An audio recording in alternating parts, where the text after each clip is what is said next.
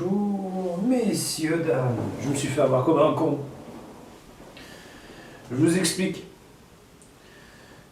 Vous avez différents types de politiques. Vous avez le bon politicien et vous avez le politicien de bar, qui fait une politique de barman pour tout le monde.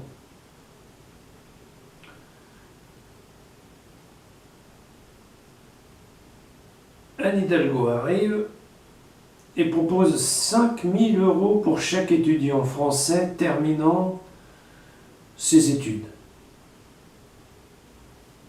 Un peu comme le Rassemblement national proposait 5 000 € par naissance, sous forme de... Un peu comme Éric Zemmour propose... Vous m'avez compris. Je ne le savais pas. Je m'y attendais un peu, mais... Et voilà qu'elle nous balance. Mais dans quel pays on est? Non mais tu te fous de ma gueule. Combien on a de dettes? Avec quoi tu comptes les payer tes 5000 balles par tête? Vous voyez, la gauche c'est ça en ce moment. C'est open bar de la carte de crédit.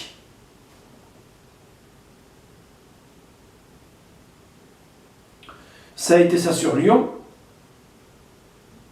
Ça a été ça sur Paris. Qu'est-ce que ça va être dans le futur sous Hidalgo?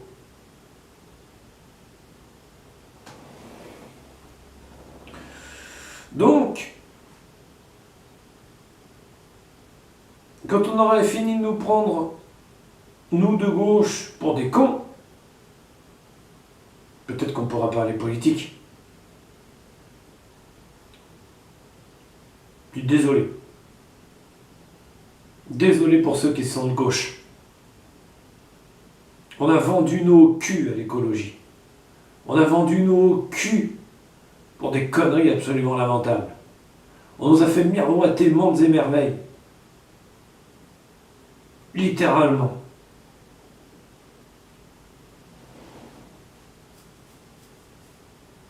La gauche et la droite qui se sont succédés à la tête du pouvoir ces 30 dernières années nous ont endetté la gueule d'une façon phénoménale. Et voilà que maintenant, ils sont surpris et ils se demandent dans quel pays ils vivent. Mais dans le pays que vous avez légué à nos enfants.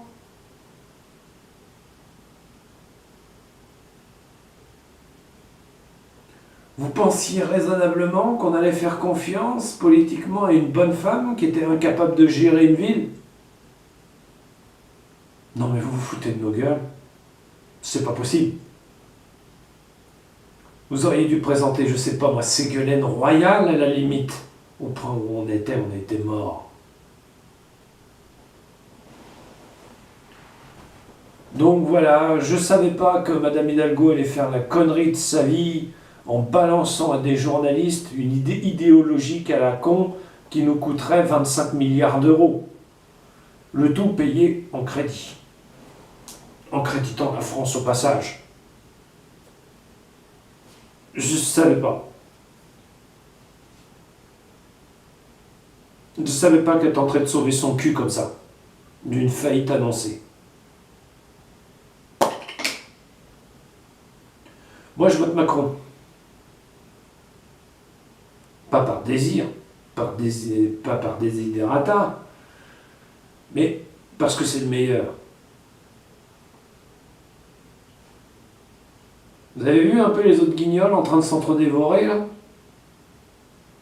Emmanuel Macron, lui, ce qu'il a fait, c'est qu'il a mis de la distance.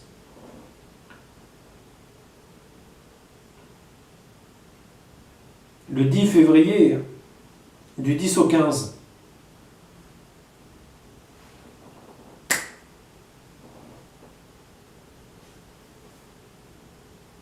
Nicolas Sarkozy avait raison.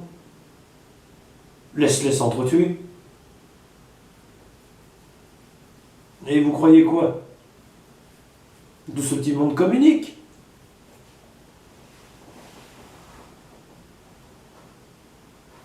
Je regrette la période Nicolas Sarkozy, François Hollande, gauche-droite. C'était peut-être le seul et unique moment où où on aurait pu réunir ces deux grands cons autour d'une table pour régler le problème de la dette.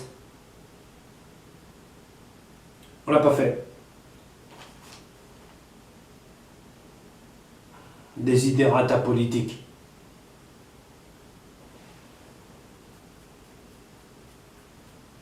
Mais ça va, parce que Emmanuel Macron est là. Non seulement il a commencé à payer la dette, mais en plus, il n'en fait plus.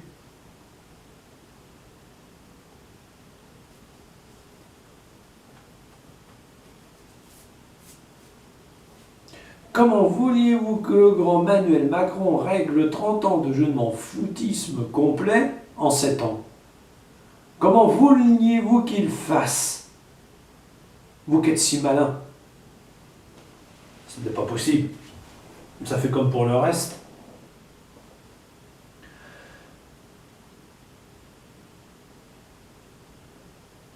Ah, au fait, une dernière chose au passage, aux gens de gauche qui laissent 5 000 € à des étudiants.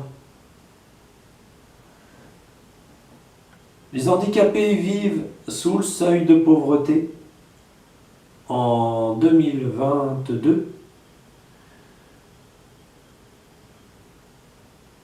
Le RSA socle est à 425 €, donc bien en dessous du seuil de pauvreté en 2022.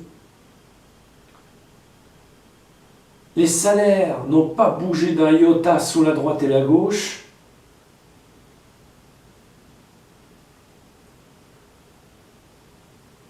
Et pour terminer le clou, c'est Emmanuel Macron, dans son infinie sagesse et sa grandeur, qui a augmenté les handicapés de 100 €, là où François Hollande, pourtant de gauche, n'a rien foutu.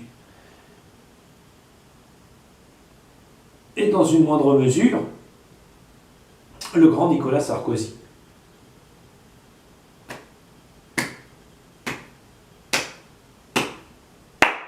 Et c'est ça qui vient nous donner des discours et des grandes leçons à la con.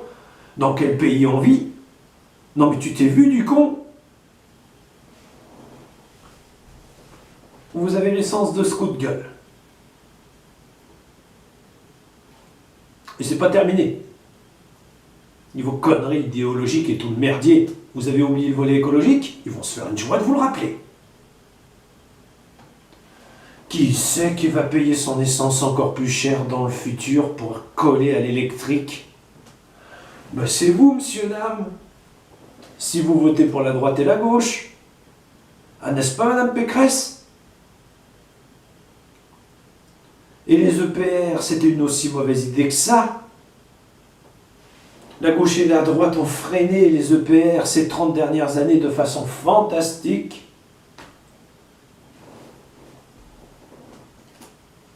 Jusqu'à prétendre que c'est l'Europe qui l'avait fait. Vous voyez le problème, Madame Hidalgo, c'est que les Français, vous les avez pris pour des cons. Vous ne vous êtes jamais remis en question. Et bien maintenant, le moment est venu de passer à la caisse. Et ça va se faire pendant les élections. C'est un suicide politique que vous êtes en train de mener au nom de la gauche.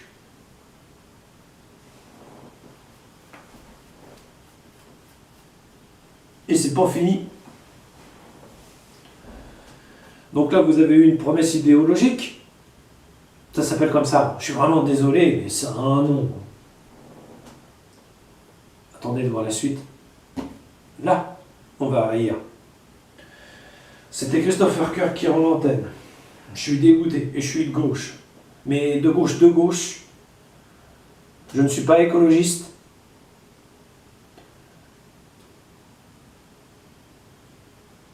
Je ne suis pas de droite, mais de gauche. Et je suis français et fier de l'être. Voilà, mon coup de gueule a été passé. Il terminera sur les oubliettes de YouTube, à tous les coups on gagne. Non mais des Français qui vivent sous le seuil de pauvreté, à 400 boules par mois, vous tolérez ça? Et vous donnez 5 000 € à des jeunes qui débutent dans la vie? Tout en nous donnant des excuses et des explications à ça? Mais vous êtes stupide ou quoi?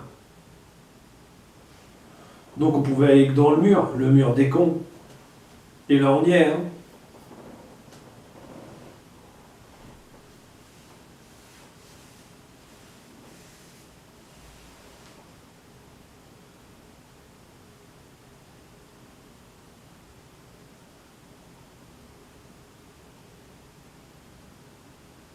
C'est comme ça.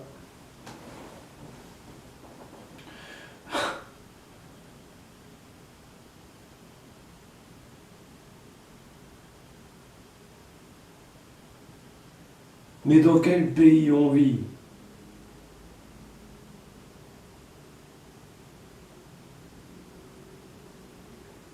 Vous avez eu beaucoup de chance que les Gilets jaunes ne se fédèrent pas en association, en parti politique.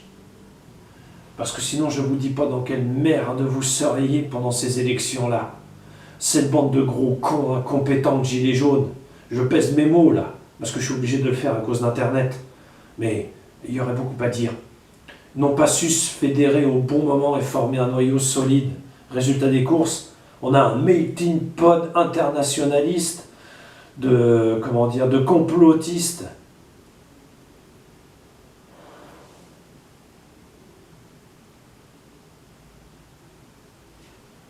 Oui, monsieur Le Pen, j'ai repris vos mots. Et vous, je vous comprends plus que je comprends le RN actuellement.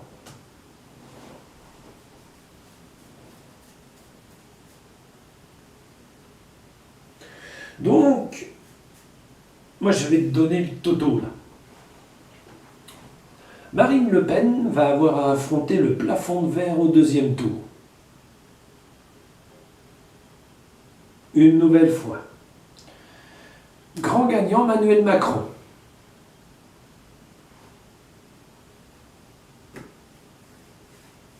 On en est là. Éric Zemmour arrive en talonnant Madame Le Pen.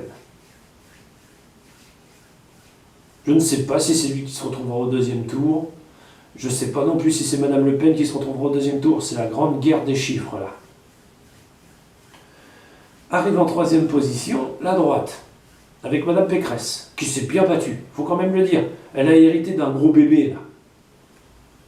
Elle, c'était la période Mallette Kadhafi, qui lui fout du plomb dans l'aine. Et aussi les EPR, j'en passe des bien bonnes.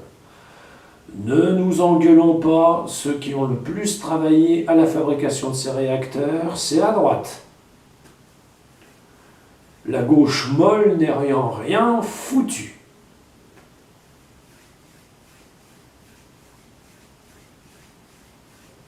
On en est là. Moi, ça me laisse dubitatif tout ça. Il y a des trucs qui n'auraient jamais dû arriver. Donc, voilà quoi. On se demande ce que c'est que cette France. Moi je me demande mais où je vis quoi. Je suis handicapé et j'en sais plus qu'elle. Que donne sa démission. Qu'elle démissionne du parti. Ça ira plus vite. Puis ça nous évitera des scandales dans le futur. Sur la gestion de la ville de Paris par exemple. Il n'y aurait pas un scandale au sujet du rayonnement de la ville de Paris à l'international aussi? Allez, au revoir monsieur, dame.